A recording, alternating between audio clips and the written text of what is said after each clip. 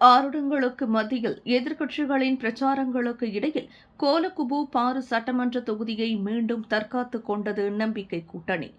அக்கூட்டணியை பிரதிநிதித்து போட்டியிட்ட டிஏபி கட்சி வேட்பாளர் பாங் சோக் தாவ் 14,000 வாக்குகளை பெற்று 3,869 வாக்குகள் பெரும்பான்மையில் மகத்தான வெற்றி கண்டார்.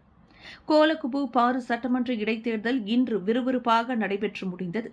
இந்த தேர்தலில் கிட்டத்தட்ட 61% வாக்காளர்கள் வாக்களித்துள்ளனர். அதனைத் தொடர்ந்து வாக்கு துரிதமாக எண்ணப்பட்டது. இதில் நம்பிக்கை கூட்டணி வேட்பாளர் பாங் சோக் தாவ் 14,000 வாக்குகள் பெற்று வெற்றி பெற்றார்.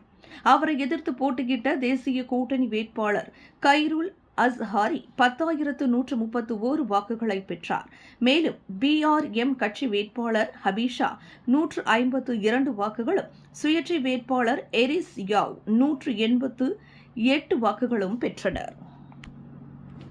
விலையில் மேலும் செய்திகளை தெரிந்து கொள்ள கீழே இருக்கும் பெல் பட்டனை அழுத்துங்கள்.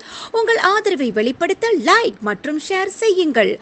தொடர்ந்து விண்வெளியுடன் உங்கள் பயணத்தை தொடர்ந்திருக்க சப்ஸ்கிரைப் செய்யுங்கள்.